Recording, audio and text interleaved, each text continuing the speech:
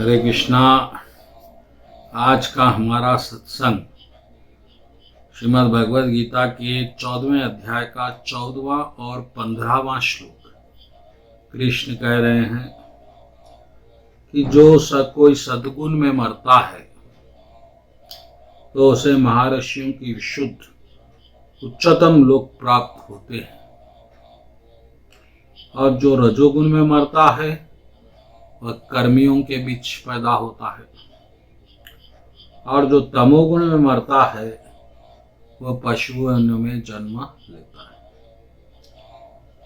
तो तीन गुणों वाले तीन मृत्यु को जब प्राप्त होते हैं, अलग अलग किस प्रकार की उनकी गति होती है, इसी बारे में आज की चर्चा, आज की सत्संग होगी।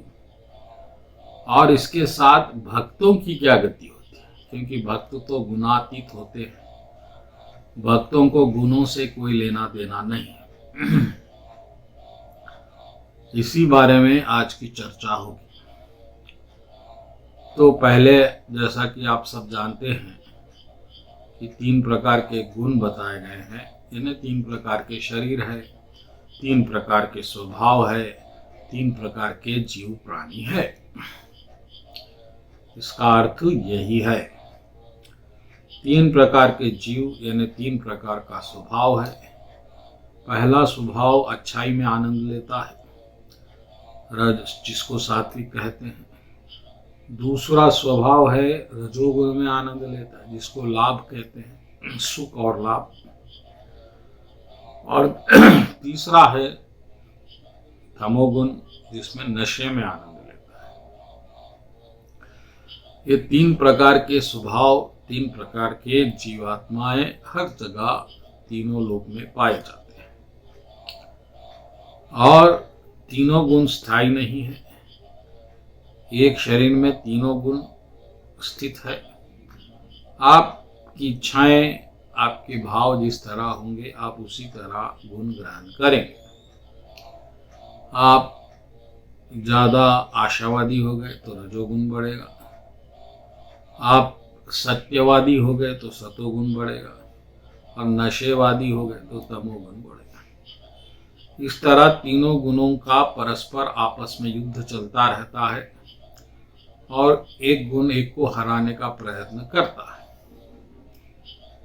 अब तीनों का गुण किसी न किसी समय पे मृत्यु को प्राप्त होगा, और फिर उसके बाद इनकी क्या गति होगी, ये इस श्लोक में भगवान कृष्ण समझा रहे हैं। और हमको भी ये श्लोक बहुत महत्वपूर्ण है, क्योंकि हमारी भी कुछ न कुछ गति होगी, तो हम किस गति में पहुंचेंगे, इस बात पर हम चिंता कर सकते हैं। तो पहले बात ले लेंगे तमोगुण की। जब आप निद्रा में, नशे में आनंद ले रहे हैं और मूर्खता में आनंद ले रहे हैं, तो वो तमोगुण है। और ऐसे जीवों की गति, कृष्ण कह रहे हैं, वह पशु योनियों में जन्म लेता है। मनुष्य जन्म होने के बाद भी फिर पशु योनि में जा सकते हैं क्या, ऐसा एक प्रश्न का विषय है।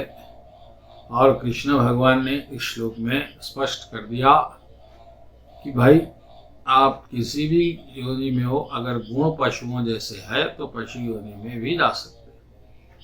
अब आता है रजोगुण, जो कि पूरा ब्रह्मांड जो हमें दिख रहा है वो रजोगुण है। 99% जो लोग हैं वो रजोगुण में है, और ये लोगों को यहाँ सुख और लाभ दिखता है, जबकि है नहीं, दिखता है। और ये भागते हैं, फिर जब नहीं मिलता तो दुखी होते हैं। तो पूरी दुनिया या तो दुखी है या भाग रही है। तो ये रजोगुण बहुत दुखदाई है, इसका परिणाम दुखदाई है, क्योंकि आप सुख की चाह में दौड़ रहे हैं। सुख तो है नहीं तो दुखी मिलेगा, इसलिए रजोगुण निश्चित ही दुख में समाप्त होता है और इसलिए 99% लोग इस पृथ्वी के या किसी भी मंडल के दुखी है, क्योंकि वो रजोगुण से व्याप्त है। अब आता है सतोगुण। सतोगुण है अच्छाई और सत्यता की तरफ बढ़ना, और सत्योगुण का अर्थ होता है ज्ञानमय।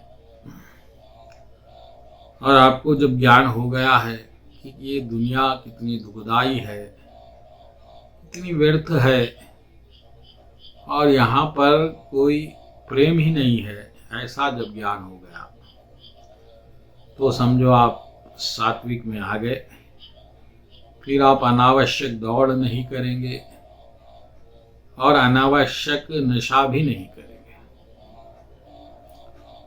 तो निश्चित रूप से आप सतोगुण में अगर अपने प्राण त्यागते हैं तो प्रभु कह रहे हैं कि महर्षियों के विशुद्ध उच्चतम लोकों में आप जाएंगे।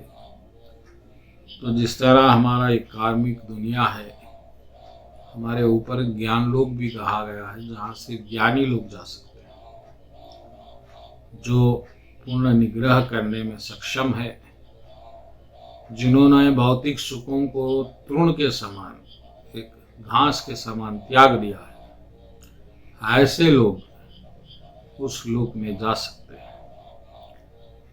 तो जो व्यक्ति इस जीवन में सात्विक जीवन व्यतीत करता है वह निश्चित ही पुण्य लोगों को जाता है। तो हमने देखा कि तमस, रजस और सात्विक गुण वाले अपने अपने लोगों को प्राप्त होते हैं। लेकिन अब हमारा प्रश्न आता है कि जो भक्त होते हैं उनकी क्या गति होती है, क्योंकि भक्त किसी गुण में भी रहे, चाहे तमोगुण में रहे, रजोगुण में रहे या सात्विक गुण में रहे, अगर वो भगवान का स्मरण मृत्यु के वक्त करता है तो निश्चित ही वह 3 गुणों को पार करता हुआ कृष्ण लोक चले जाता है, इसमें कोई संशय नहीं। तो ये हो गई बात।